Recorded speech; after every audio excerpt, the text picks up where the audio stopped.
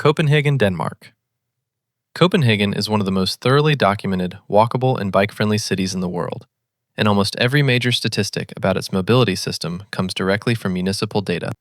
The city of Copenhagen reports that 62% of residents commute to work or school by bicycle as of the latest bicycle account.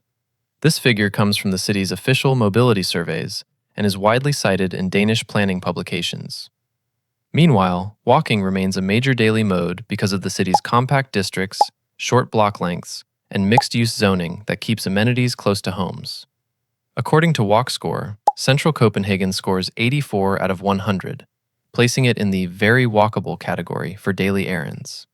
Copenhagen's pedestrian network is anchored by Strøget, one of the world's longest pedestrian shopping streets, converted from a vehicle street in 1962. This transformation is documented by the Global Designing Cities Initiative, which uses Strøget as a case study of successful pedestrianization. The city extends this logic across districts by prioritizing continuous sidewalks, traffic-calmed residential streets, and frequent safe crossings. The city also maintains over 300 kilometers of dedicated cycling infrastructure, including protected lanes and regional routes. This contributes directly to walkability because fewer cars mean more space, safety, and comfort for pedestrians. Copenhagen's mobility plan further sets a long-term goal that 75% of all trips should be made by walking, cycling, or public transport, a target published by the city's Urban Development and Mobility Department. Amsterdam, Netherlands. Amsterdam stands out as a European leader in walkability thanks to historic urban form, strong policy support, and integrated mobility systems. According to a 2022 report, Amsterdam Walkability Mapped, about 30% of people walk in the city as their first mode of transport. The city's inner core features narrow blocks, high intersection density, and a mix of residential, commercial, and recreational uses, making daily destinations reachable on foot. A 2018 report by the International Transport Forum notes that Amsterdam actively improves walking quality by allocating more space to pedestrians, reducing car traffic volumes, and redesigning streets for people rather than vehicles. At the same time, cycling is extraordinarily prominent.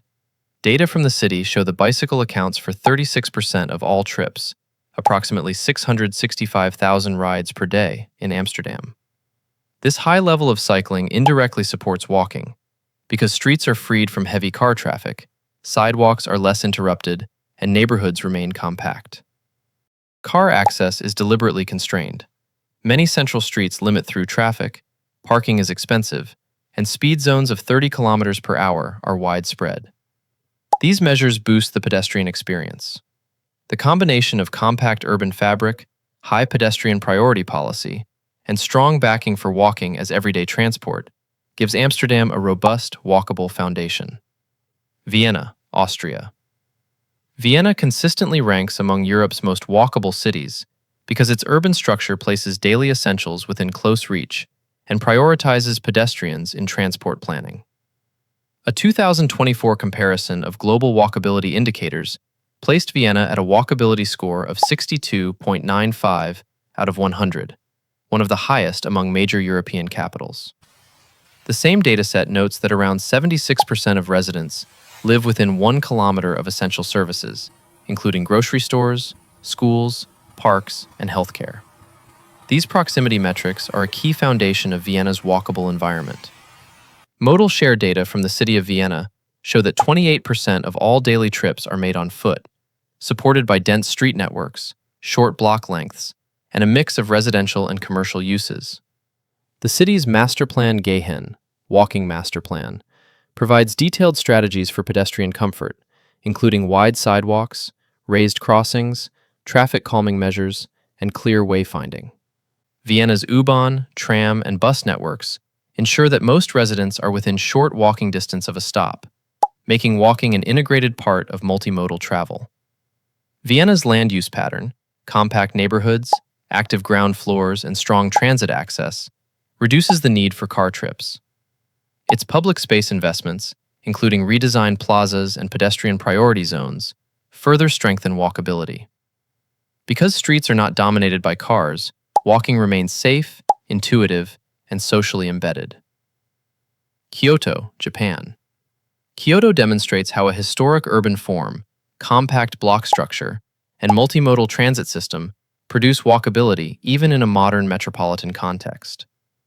A 2023 peer-reviewed study in the journal Sustainability evaluated Kyoto's walkability at both the macro citywide and micro street-level scale, and found that the city has strong street connectivity, high density, and a well-mixed land use pattern, particularly in its central wards.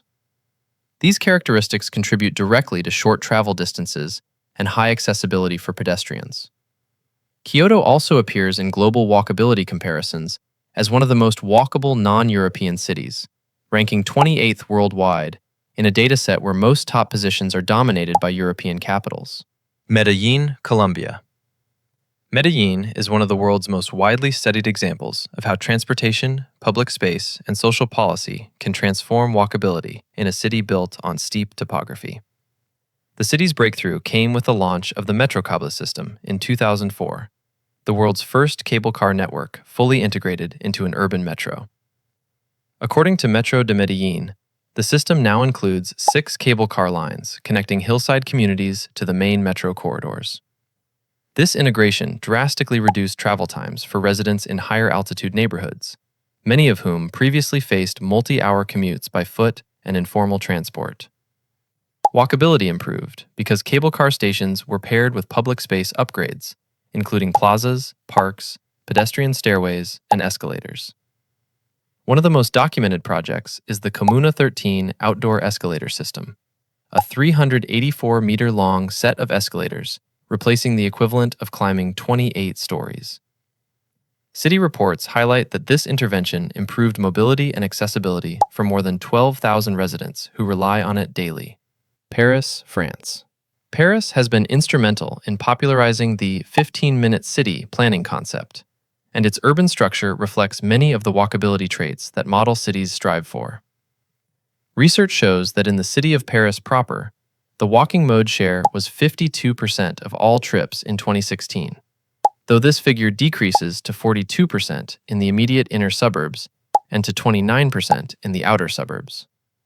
This high walk share in the core is a strong indicator of a pedestrian-first mobility culture. Paris also features strong proximity to essential services.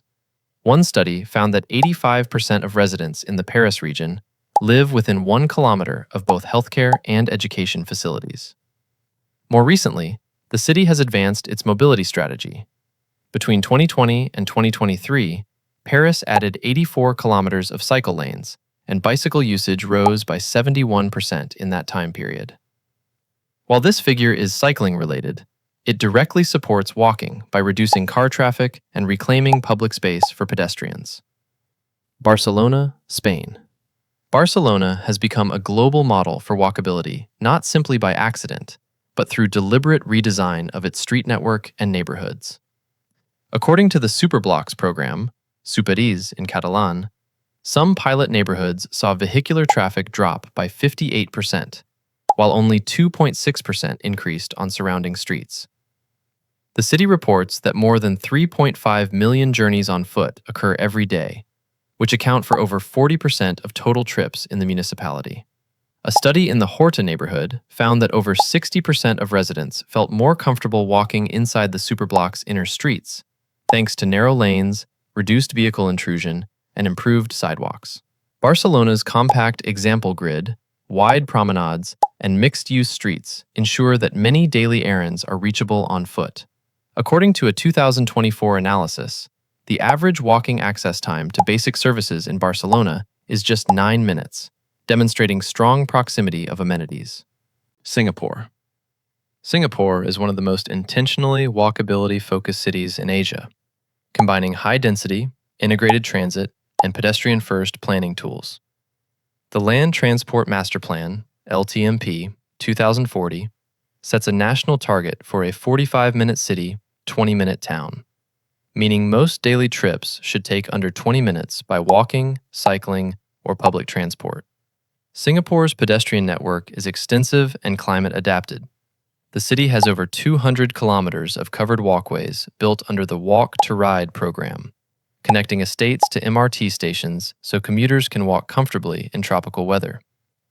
In addition, the National Cycling Plan aims to create a 1,300-kilometer island-wide active mobility network by 2030, which indirectly strengthens walkability by reducing car volumes and creating safer, slower streets. These 8 cities show how walkability is planned, measured, and deliberate. In the next episode, we'll examine the places that got it wrong. Tell me, what city do you want explained next?